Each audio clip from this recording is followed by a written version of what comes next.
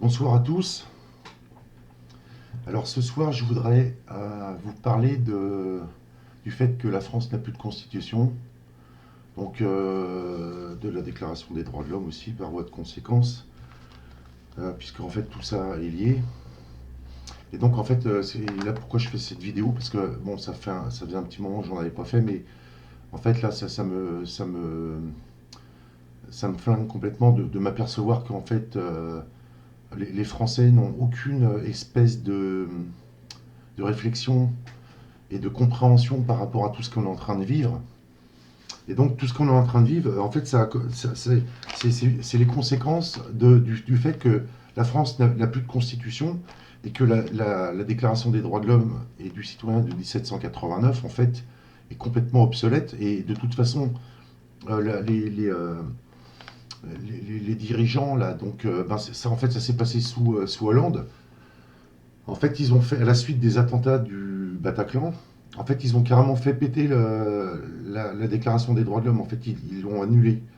C'est-à-dire qu'il n'y a plus de Déclaration des droits de l'homme, puisqu'ils ont fait rentrer l'état d'urgence de manière permanente dans le droit commun.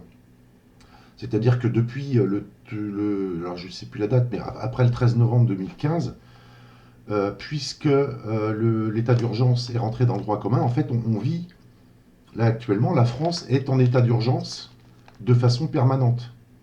Donc si on est en état d'urgence, de façon juridique, en fait, ça veut dire que toutes les libertés et tous les droits fondamentaux sont annulés.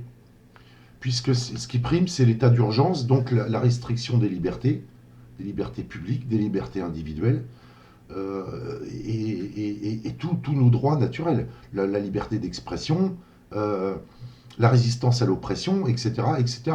Donc en fait, là, le fait qu'ils aient rentré l'état d'urgence dans le droit commun, ça veut dire qu'ils ont annulé tous nos droits naturels et qu'ils ont annulé la Déclaration des droits de l'homme.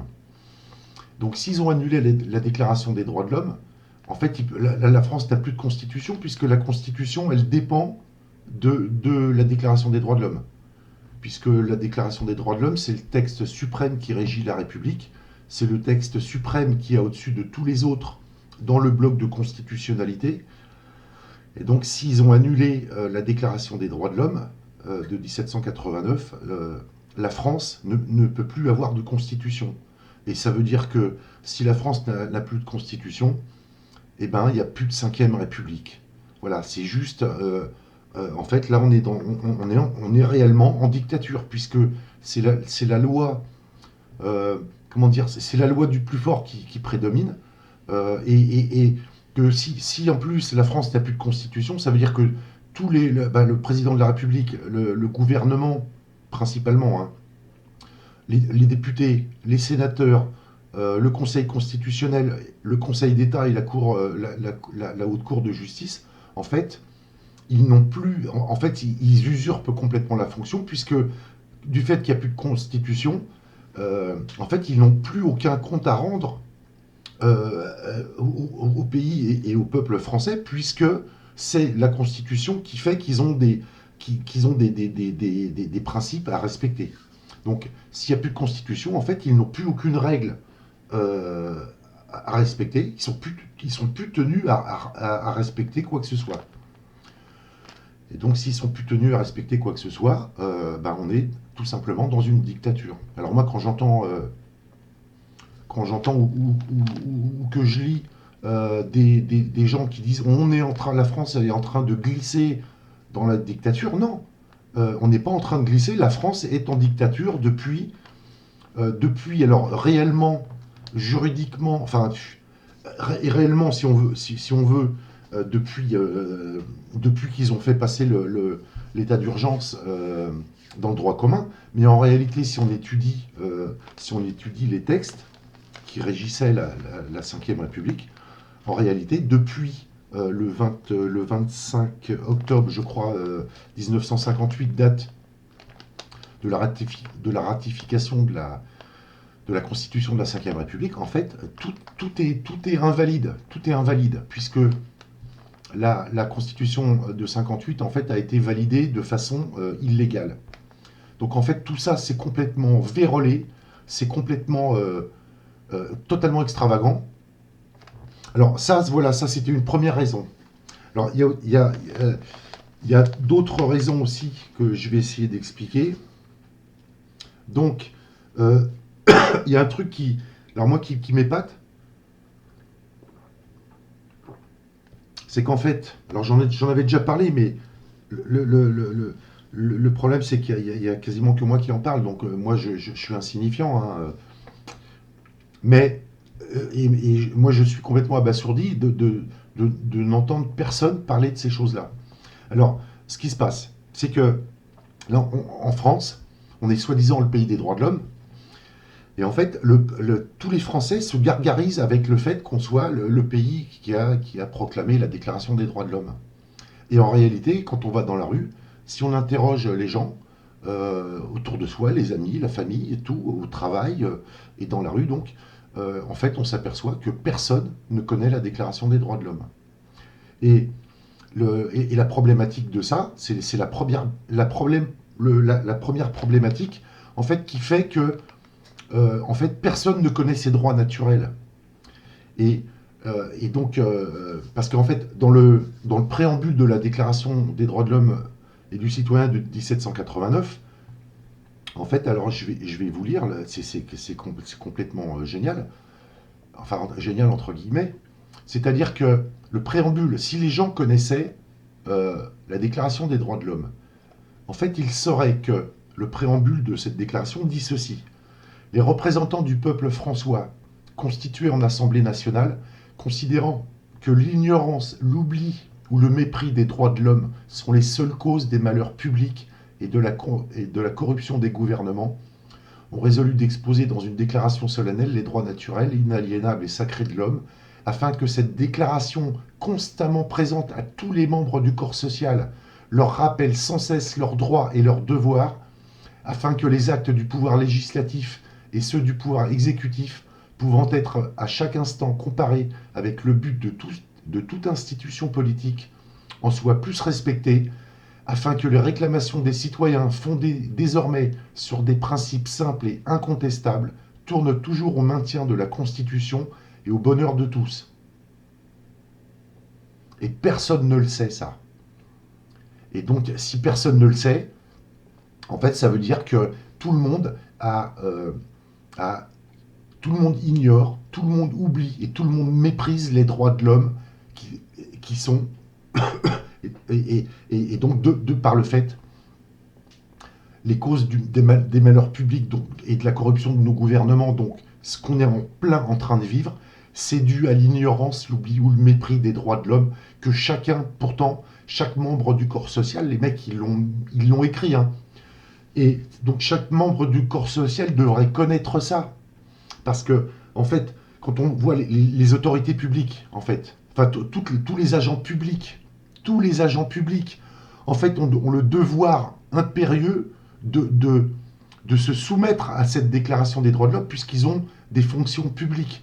Donc, en premier lieu, ils devraient respecter cette déclaration des droits de l'homme.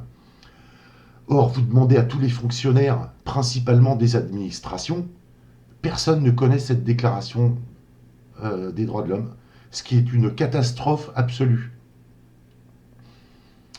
Voilà, donc c'est vraiment la cause de nos malheurs publics et de la corruption de nos gouvernements. C'est que à partir du moment où on ne connaît pas nos droits naturels, on ne peut pas les défendre. Ça n'est pas possible. Par contre, quand on commence à s'intéresser à nos droits, eh ben, quand on est emmerdé par des autorités publiques qui, de surcroît, usurpent leurs fonctions, et même quand elles n'usurpent pas leurs fonctions, mais quand elles abusent de leur pouvoir, et ben, si on connaît nos droits, on a la possibilité de se défendre. Mais si on ne connaît pas nos droits, on n'a aucun moyen de se défendre. Par exemple, si on prend les flics, par exemple, et on voit bien là, ce qui se passe avec les gilets jaunes, c'est que les mecs ils sont obligés de porter leur RIO. Or, tous les flics qui ne portent pas leur RIO, ils sont dans l'illégalité absolue. Mais alors bon, qui s'en foutent, c'est une chose, mais au moins, quand on est capable de connaître nos droits et la loi, donc on est capable de leur rebalancer ça en pleine face, en fait, les mecs sont dans la merde. Parce qu'on connaît nos droits et qu'on est capable, on est capable de les foutre dans le nez dans leur merde s'ils ne respectent pas leur devoir et s'ils abusent de leur pouvoir. Voilà. C'est pareil pour les juges, c'est pareil pour les gens qui travaillent aux impôts et pour toutes les personnes détentrices d'une autorité publique, en fait. S'ils outrepassent leurs droits, si nous, on connaît ces mêmes droits, on est capable de leur rebalancer en pleine face et de leur dire, là, il faut arrêter les conneries parce que vous êtes en abus de pouvoir. Pareil avec les huissiers, pareil avec tous ceux qui sont détenteurs d'une autorité publique.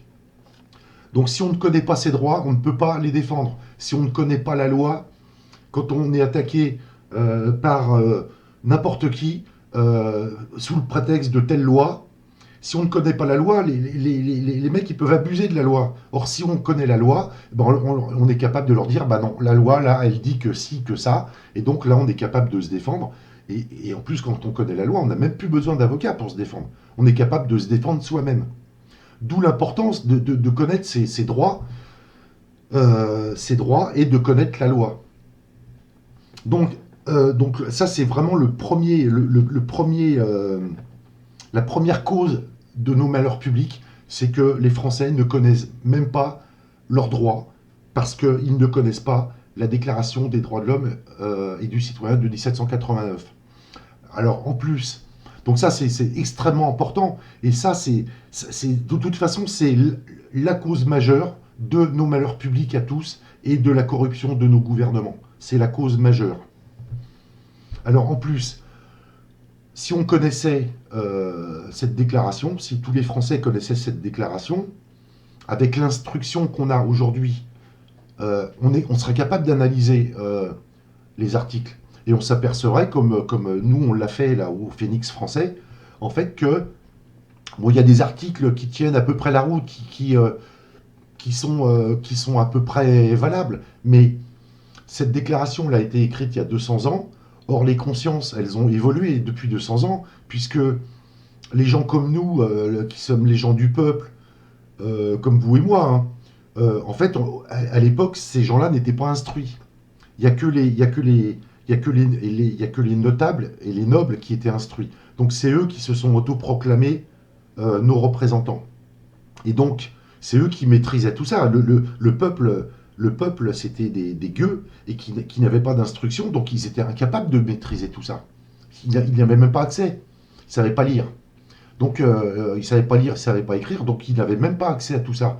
Mais aujourd'hui, c'est complètement différent, puisque on a accès à tout ça, on est tous instruits, avec des degrés d'instruction, mais au moins si on sait lire, si on sait écrire, il n'y a pas besoin d'avoir fait Bac plus 10 pour analyser la Déclaration des droits de l'homme et s'apercevoir qu'il y a certains articles qui sont complètement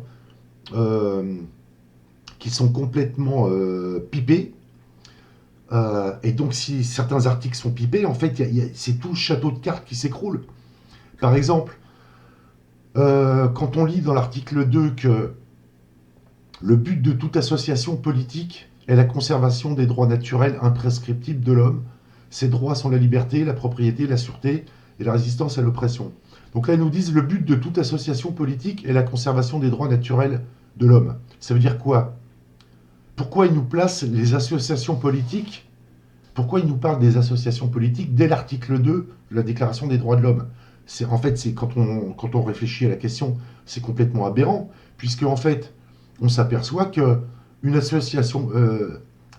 qu'est-ce que c'est qu'une association politique? En fait, c'est un parti politique.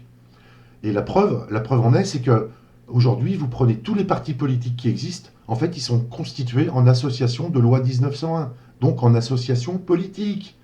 Et donc, c'est eux qui s'arrogent le droit de la conservation des droits naturels et imprescriptibles de l'homme.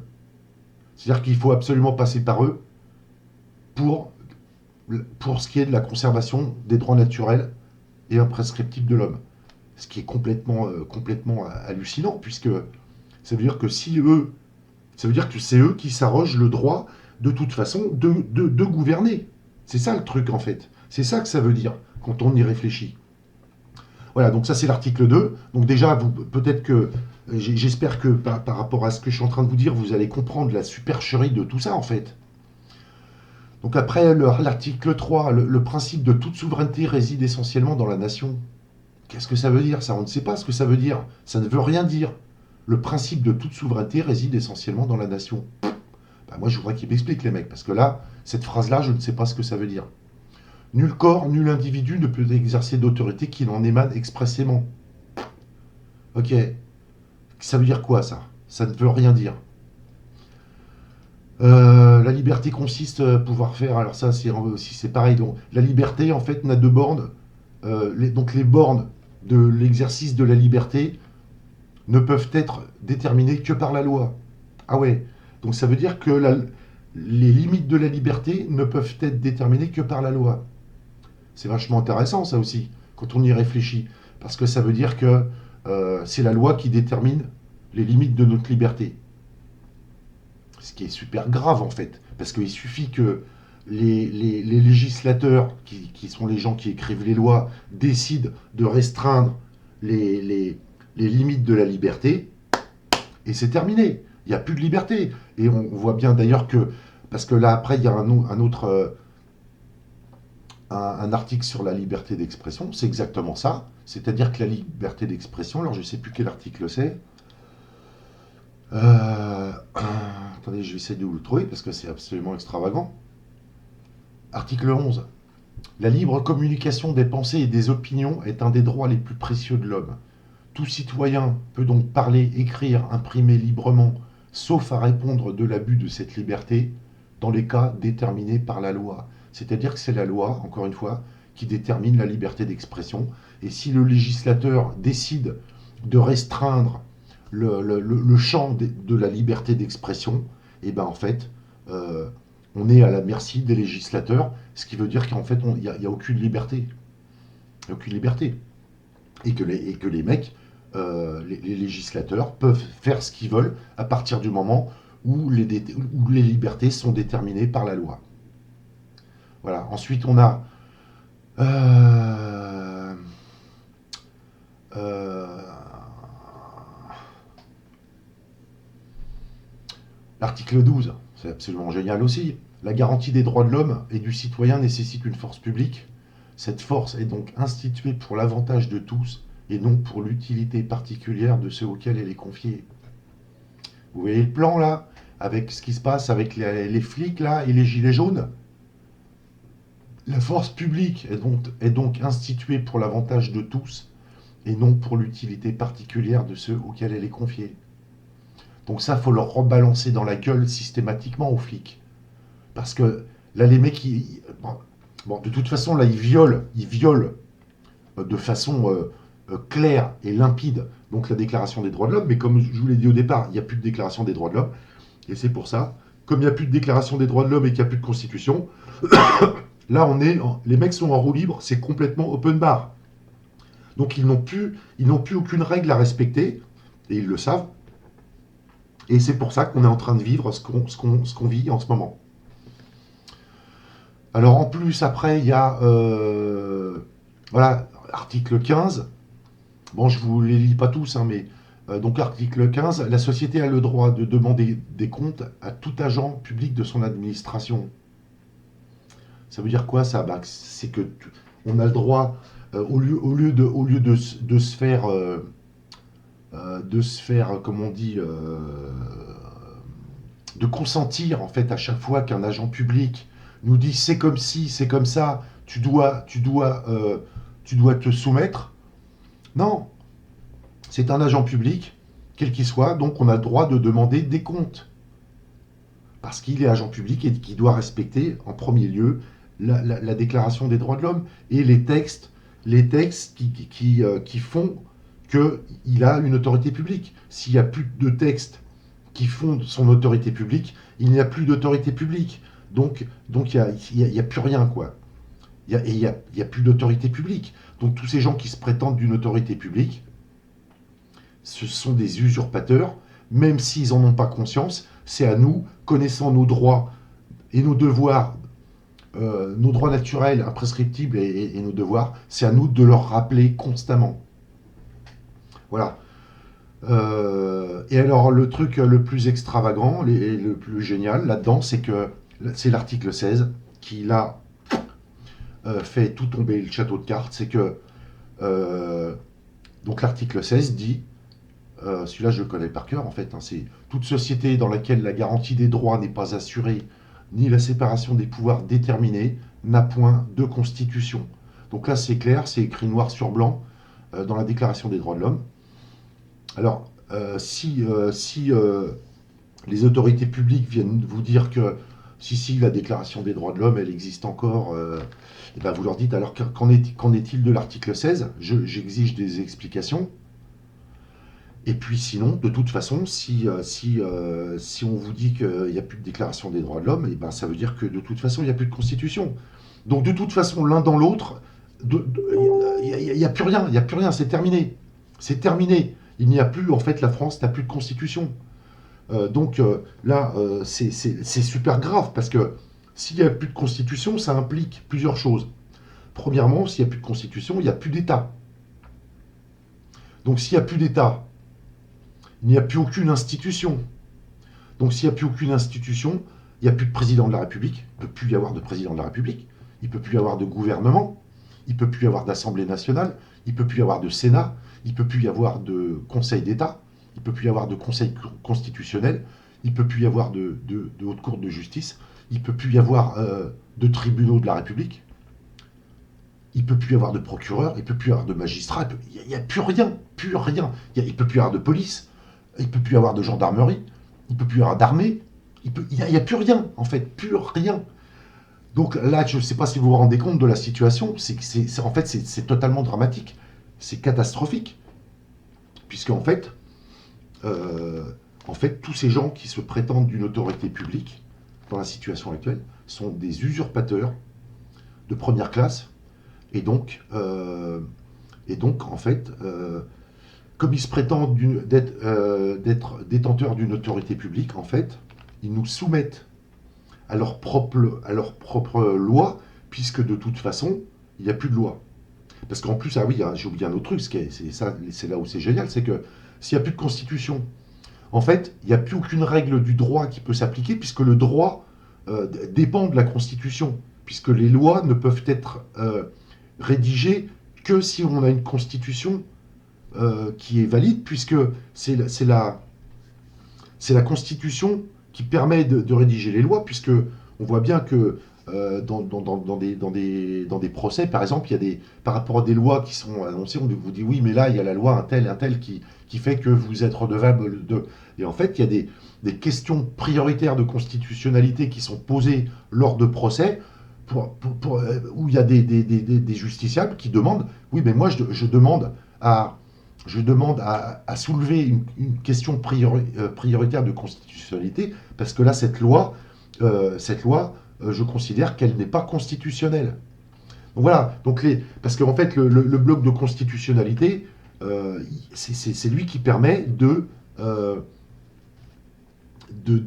d'instaurer toute la stratification, en fait, qui permet d'instaurer le droit normatif, en fait, comme on appelle ça, qui fait qu'en premier lieu, on a la Déclaration des droits de l'homme, qui est un ensemble de valeurs, c'est un socle de valeurs, et c'est ce socle de valeurs qui permet après de rédiger une constitution, puisque la constitution, elle ne peut être que...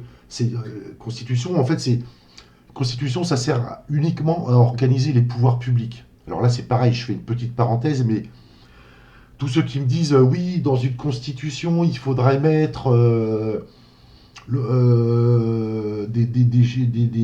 des articles sur les droits des enfants, par exemple, ou des choses comme ça. Non, non.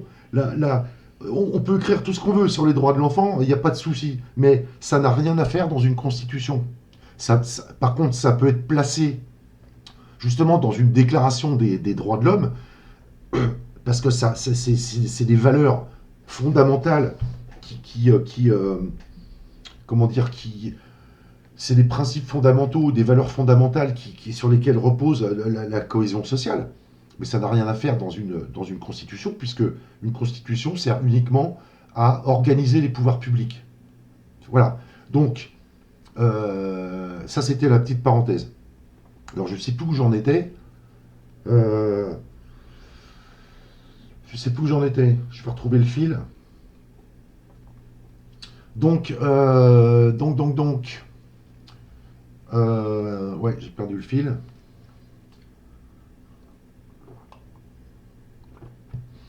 Ouais, donc en fait, s'il n'y a plus s'il y a plus de constitution, en fait, il n'y a plus aucune règle du droit qui peut s'appliquer, puisque le droit,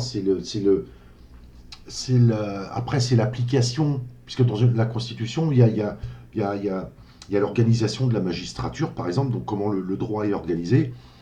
Il y a aussi le pouvoir législatif, qui est encadré par la Constitution. Et donc, comme c'est les législateurs, donc l'Assemblée nationale, qui fait la loi, qui écrit la loi, en fait, la loi ne peut être écrite que si elle est encadrée par une Constitution. Donc, s'il n'y a plus de Constitution, en fait, il n'y a plus aucune règle du droit qui peut s'appliquer. Et en fait, quand vous réalisez ce que ça implique, en fait, s'il n'y a plus aucune règle du droit qui peut s'appliquer, en fait, ça veut dire qu'il n'y a plus aucune loi qui est opposable aux Français. Je ne sais pas si vous êtes en train de vous rendre compte de ce que ça implique, mais c'est absolument phénoménal. Donc, je pense que tant que les Français n'auront pas mis le nez là-dedans, ils ne comprendront pas ce qui se passe. Donc ça demande effectivement un effort intellectuel, c'est sûr, parce qu'une constitution, c'est chiant à lire, c'est sûr. La Déclaration des droits de l'homme, il y a 17 articles, c'est pas la mort. Ça doit être compréhensible par tout un chacun, normalement. Et tant que les gens ne connaissent pas ça, en fait, ils n'ont aucun moyen de se défendre.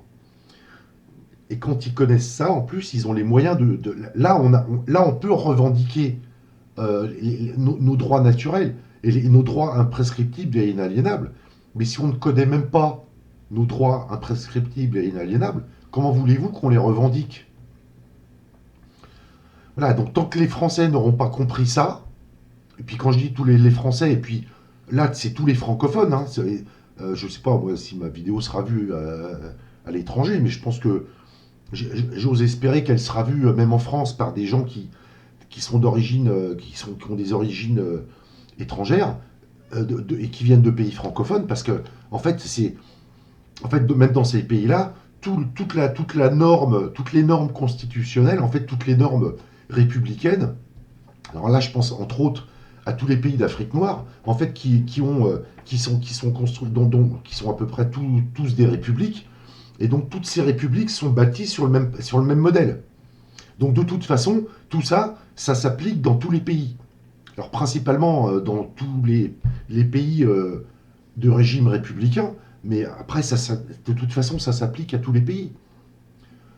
Donc que les gens commencent déjà à se plonger là-dedans, dans ces textes-là, donc la Déclaration des droits de l'homme, qui est le texte fondamental et suprême, pour comprendre ce qui se dit là-dedans. Et puis après, qui s'intéresse aussi à la Constitution. Parce que c'est comme ça qu'on s'aperçoit que tout est pipé, en fait. Tout est absolument pipé. Alors donc là, je voudrais revenir aussi sur le préambule de la Déclaration des droits de l'homme, même si de toute façon elle est obsolète. Parce qu'en fait, ce qui se passe, c'est qu'elle a été rédigée il y a 200 ans, comme je le disais au départ là, de la vidéo. Elle a été rédigée par 200 ans, par des notables, et que le peuple n'était pas instruit, donc il n'avait pas les moyens de comprendre. Donc, en fait, ce qu'ils disent dès la première phrase, c'est que les gens qui ont écrit la Déclaration des droits de l'homme, ils disent « les représentants du peuple françois constitués en Assemblée nationale ». Donc ça veut dire quoi? Ça veut dire que les gens de l'époque se sont autoproclamés représentants du peuple. Ils se sont constitués en Assemblée nationale en s'autoproclamant représentants du peuple. Et en fait, ils ont organisé la vie politique, et ils ont organisé les pouvoirs publics, en fait, en s'autoproclamant représentants, et en fait, ils ont organisé leur précaré, en fait, en interdisant au peuple d'avoir accès à tout ça.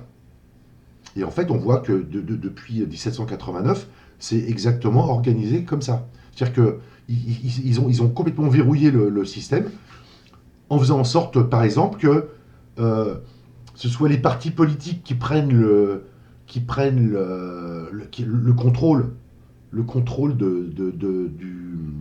des pouvoirs publics et de la chose publique. Alors ça n'a pas été toujours le cas, les partis politiques n'ont pas eu forcément le contrôle du truc, mais d'ailleurs De Gaulle l'avait très bien compris, c'est qu'il avait dit dans une déclaration qu'il avait faite, qui a été filmée, qu'on trouve en archive sur Internet. En fait, il avait compris que à partir du moment où les partis politiques prenaient le contrôle sur la machine, en fait, c'était super dangereux. Et on voit très bien que après la mort de Gaulle, en fait, les partis politiques se sont empressés de prendre le contrôle sur la machine institutionnelle. Et là, c'est parti en cacahuète. Donc, ils ont complètement verrouillé la machine de sorte que le peuple ne puisse plus avoir accès à cette grosse machinerie. Puisque si on veut être élu, député, par exemple, il faut faire partie d'un parti politique. Il faut être encarté dans un parti politique. Sinon, de toute façon, sinon on ne peut pas avoir accès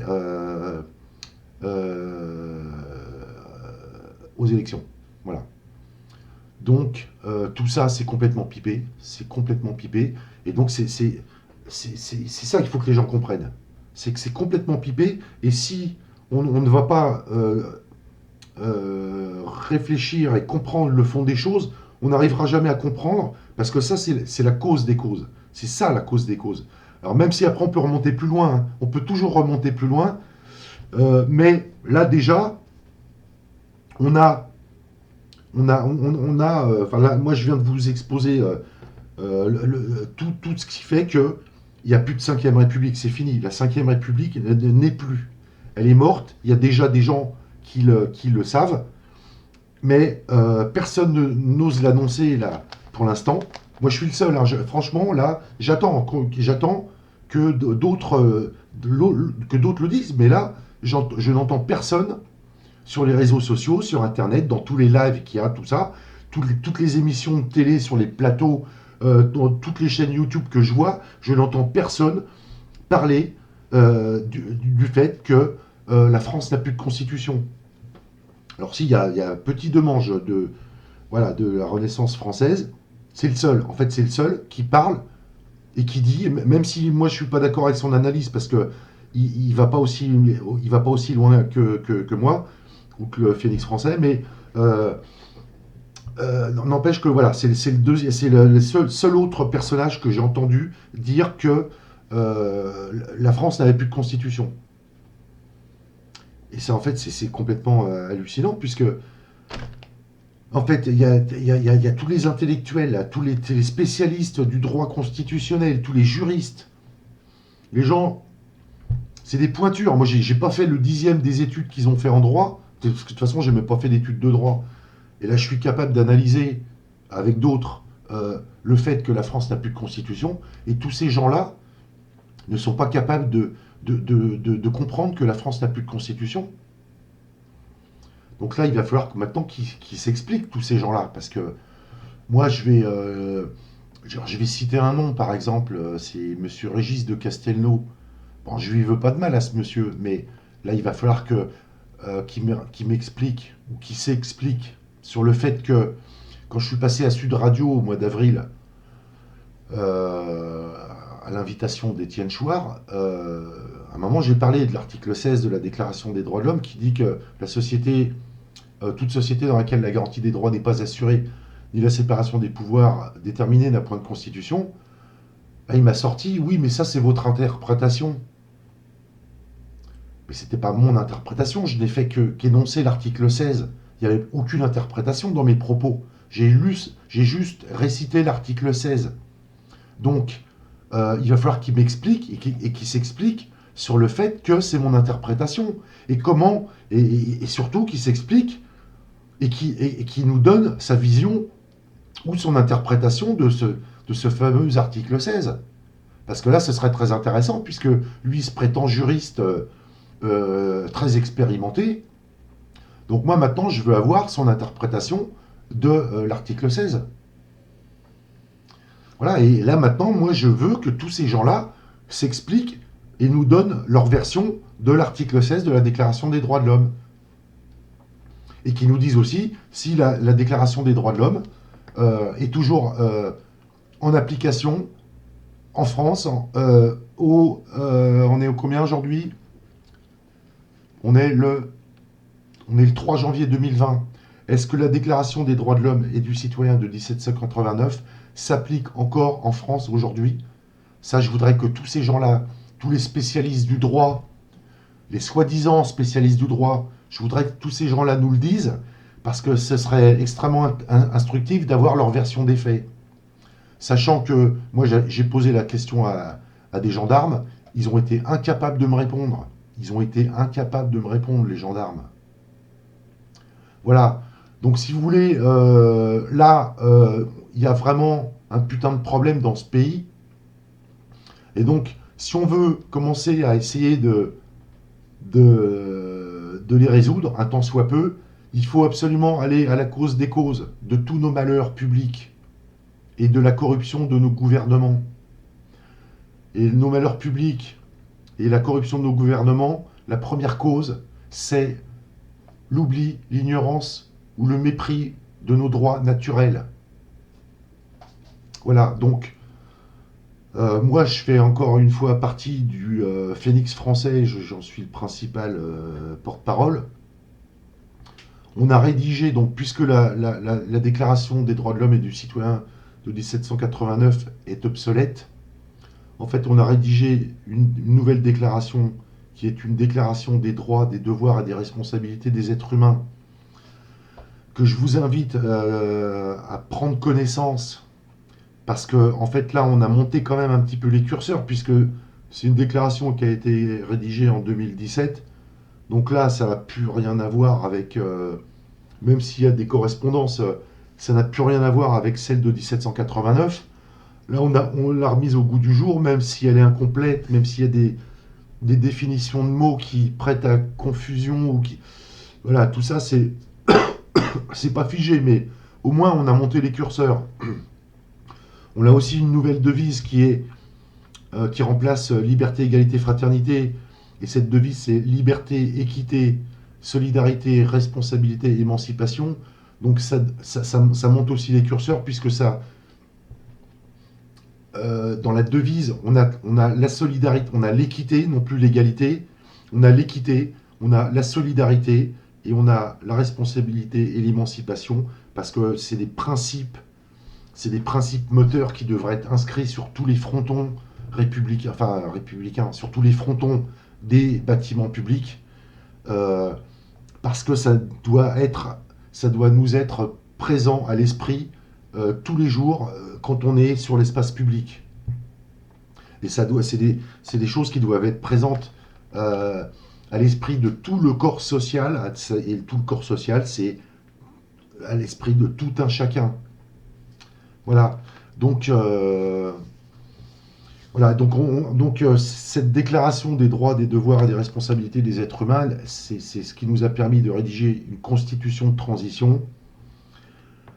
Les deux sont indissociables, puisque la déclaration des droits, des devoirs et des responsabilités des êtres humains c'est le socle de valeurs qui nous a permis après de rédiger la constitution de transition. Donc là maintenant, quand on sait, si les gens comprennent, parce que là, on a des gens qui nous demandent comment on fait, alors c'est bien beau la constitution de transition, mais comment on fait pour la mettre en application? Il n'y a que la force du nombre. Il n'y aura que la force du nombre qui pourra faire qu'on pourra l'appliquer. Mais tant que les Français n'ont pas compris que la France n'a plus de constitution, ils ne pourront pas revendiquer autre chose, puisqu'ils considéreront que la Cinquième République est toujours d'actualité, et donc ils ne chercheront pas à sortir de ce cadre. Mais là, nous, on démontre par A plus B que la France n'a plus de constitution. Donc si la France n'a plus de constitution, la Cinquième République doit être abolie absolument, purement et simplement, et de toute urgence. Donc ça, en fait, ce qu'il faudrait, c'est que une fois que les gens, que déjà un maximum de Français comprennent tout ça, et qu'une fois qu'ils auront compris tout ça, la revendication qui va consister à abolir la Cinquième République, elle va venir d'elle-même, en fait. Elle va venir d'elle-même, puisque s'il y a plus de cadre, eh ben, il faut déclarer le cadre, enfin l'ancien cadre aboli. Voilà, donc je vais m'arrêter là. Je reviendrai peut-être un peu plus tard pour essayer de, de, euh, de vous apporter d'autres explications. Mais là, il faut vraiment que vous compreniez ça parce que c'est le plus important. Tant que les Français n'auront pas compris ça, ils ne pourront pas comprendre qu'on est tous piégés parce que tant qu'on n'aura pas aboli la Cinquième République, en fait, eh ben, on aura tous ces usurpateurs qui vont continuer à saccager le pays, en fait. Et là, on voit ce qui se passe avec Macron. Là, je crois qu'on est au summum. Donc là, il faut vraiment que tout le monde se réveille et comprenne impérativement que la France n'a plus de République. Si la France n'a plus de constitution, si la France n'a plus de constitution, il faut déclarer abolie la Cinquième République de toute urgence. Et donc, ce qu'il faudrait, c'est que voilà que l'abolition de la Cinquième République soit scandée partout, dans toutes les manifestations de Gilets jaunes, par exemple, et partout que chacun s'empare de ce truc-là et le scande et fasse tourner par tous les moyens possibles et imaginables. Nous, on a des flyers aussi qui sont imprimables sur le site du Phénix français. Alors le site, c'est www.le-phénix-français.fr. Donc là, vous avez des flyers que vous pouvez imprimer. Là, il faut faire tourner, il faut que ça tourne parce que là, c'est plus possible. Parce que là, si on continue comme ça, le pays va sombrer dans le chaos. Donc voilà, j'espère que mon message sera entendu. Je me fais pas trop d'illusions, mais j'espère quand même. Et puis on verra bien. Et donc je vous dis à la prochaine pour d'autres informations. En tout cas, merci de m'avoir écouté. Bon courage à tous. Et puis surtout, essayez de faire un effort pour vous intéresser à tout ça, parce que sinon vous ne pourrez pas comprendre pourquoi on est piégé. Voilà, au revoir à tous et à bientôt.